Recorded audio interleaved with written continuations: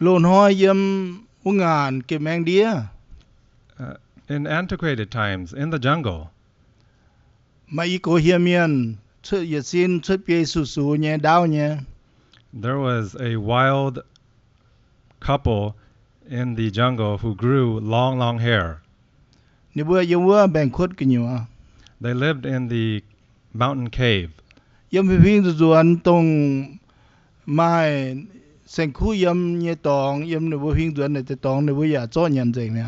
In the vicinity, they hunted all of the animals and they depleted the resources and ate all the animals. Mà yếm hoang miền mi vớt cho đầy, ya mi bùi chứ vớt cho công. There was a human couple, and they were in the same vicinity. They were there to farm, and they had to spend nights there. Hiểm miền câu, alo mi thiên mạng, ya ở chỗ nếu bữa nhận. The Mien caveman was spying on them and wanted to trap them for supper. Mà nói hiểm miền câu con bùi hiểm miền nhẹ. One day, the caveman told the cave woman, Mà yếm chém béo, châu chân hàng, ya mình niết, vớt tế y khoái tà nôm, tại châu bữa nhận hoàng lại. "You stay home and cook the rice while I go to kill the two humans for supper."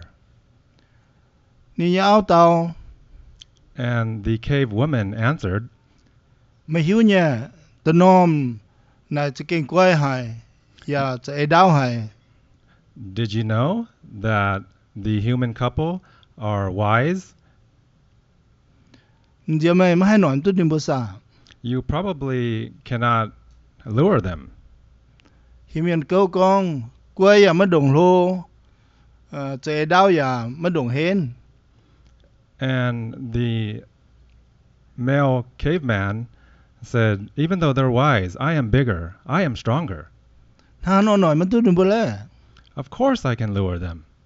Hiểm miền nhẹ con, The cave lady said,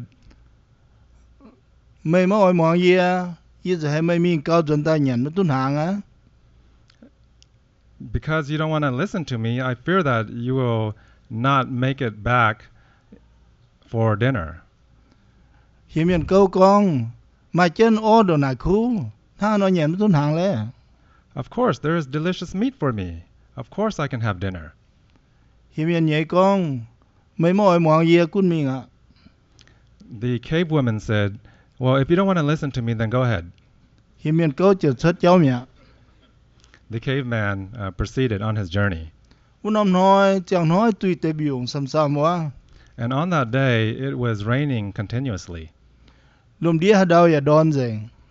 and it was drenched everywhere. Hiểm miền câu mình thảo tế im hoang nhân đề liu. The caveman went to the farm hut of the human couple. Ni ya xin bia ya xin đón đẹp dành mẹ. His body, his hair were completely drenched. Út tế im hoang miền bọt hiểm miền mình thảo á nụ bê chiều hít tụ hiểm miền mình chọn nụ bê nhận.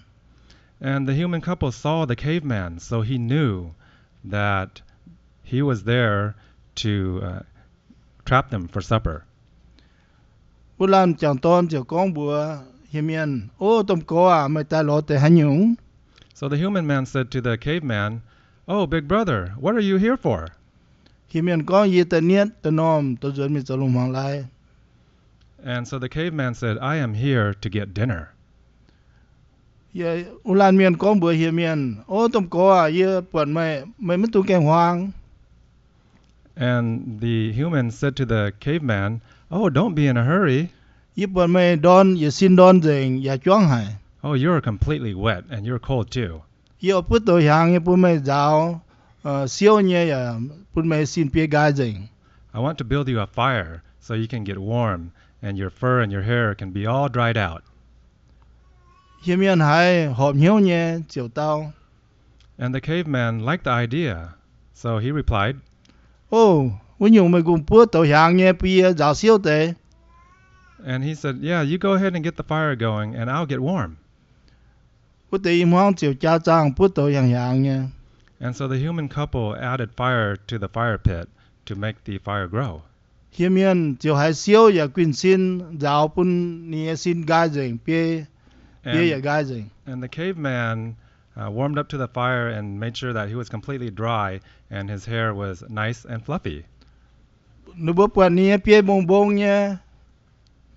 And so the human couple noticed that his hair was nice and dry and fluffy. Nếu bữa chiều bang tôi trang cán yếm tôi giáo xuất tay giúp đó bữa Hieh Mien ni cụ khuân. And so they took the opportunity to pull a big burning log and press it on the caveman's butt. Tôi giúp chia nia bia dùng dùng nha. And his hair was completely on fire. Nên chiều biểu thiên tài nha, quá xin là ngào ngào nha, thiếu kiến nhiều đi đó. And he was jumping hysterically and he ran down to the river. Cho tổ chiếm tài mình. And so he put out the fire in the river. Nên xin chia dù rồi nha. And his body was completely burned. Nên nhong chén dùn chén dùn. And he was moaning and groaning in pain. Dùn thập phát tế. And as he got near his home, Nên tổ chia nha tuổi quất khía. the wind blew the fragrance of his burn into the cave. Nếu nên Hieh Mien nha hãy tôm chơi ở chí đang nó. And the cave woman smelled what she thought was barbecue meat. Nó thiếu chất sớt vậy con. And she ran out and exclaimed, Ô mày chỉ kinh cho tao nằm ở chí tao chân rồi bia nhà nó. "Oh, you really trapped meat and barbecued it for me?" Hieh Mien câu con mất chơi ở chí lò đại dấu mèn ô. The caveman said, "No, it's not barbecue meat. I'm about near death." Hieh Mien nhé cho thiếu chất xuất tài nhé chế Hieh Mien câu bị bệnh khuất mẹ. And the cave woman came and carried the caveman back into their cave. Hieh Mien nhé con The cave woman said, chim ta con bùa mày mẹ mày mới mong gì "Earlier I admonished you, but you did not listen to me. nó dùn chủ lúa anh ấy. So this time you got burned." Hieh Mien câu con yếm nói mi yếm mong mày. And the caveman said, "From now on, I'll listen to you." Yếm này tai Hieh Mien chiều mới cho miên nhàn.